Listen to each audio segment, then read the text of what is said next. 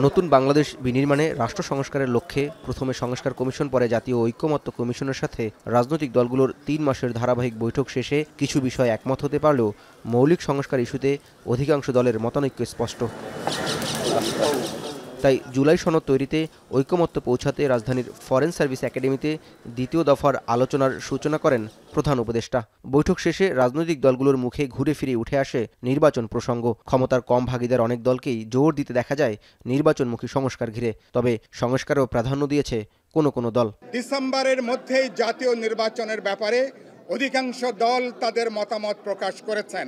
সরকারের উচিত হবে এটাকে বিবেচনার মধ্যে নেওয়া। ডিসেম্বরের থেকে যদি অন্যথা কোনো কিছু হয়, কোনো কারণে পেছায়, তাহলে সেটা সরকারকেই ব্যাখ্যা করতে হবে যে এই বাড়তি সময় তাদের কেন লাগবে। ডিসেম্বর থেকে জুনের ভিতরে যেই তারিখটাই হোক, সেটা আলোচনা সাপেক্ষে সমন্বয় করে সবার সাথে পরামর্শ এবং ঐক্যমতের ভিত্তিতে একটা দিন তারিখে আসা সম্ভব বলে আমরা বিশ্বাস করি। নির্বাচনের পরিবেশ তৈরি করতে হবে।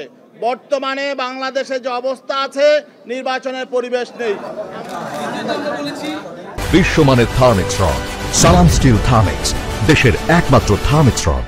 বৈঠক শেষে প্রতিক্রিয়া জানাতে এসে এনসিপির আহ্বায়ক নাহিদ ইসলাম ইসির উপর অনাস্থা প্রকাশ করে বলেন, জুলাই সনদের আগে কোনোভাবেই নির্বাচনের তারিখ ঘোষণা নয়। জুলাই ঘোষণাপত্রটি জারি করা হয় সে বিষয়ে আমরা জোর আহ্বান জানিয়েছি। জুলাই সনদ কার্যকর হওয়ার আগে নির্বাচনের তারিখ ঘোষণা করা ঠিক হবে না।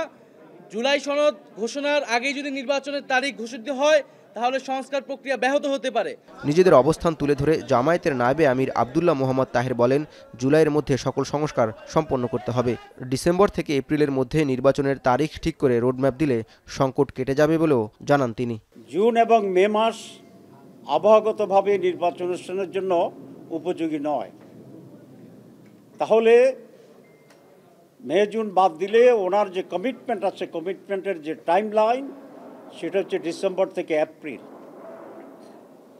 এর মাঝে একটি রোজা আছে এবং আমরা বলেছি আমরা এর ভিতরেই আপনি একটা ডেট ঘোষণা করবেন।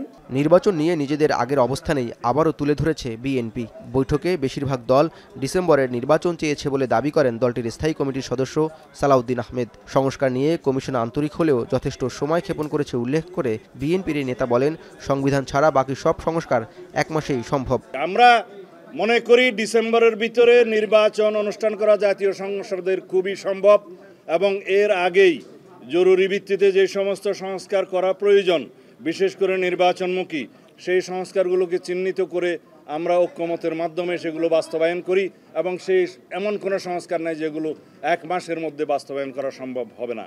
ঐকমত্য কমিশনের অংশ নেয়া সব রাজনৈতিক দলগুলোই মনে করছে সংকট কাটাতে নির্বাচনের সুনির্দিষ্ট রোডম্যাপ জরুরি। জাওয়াদ মাহমুদ, এখন, ঢাকা।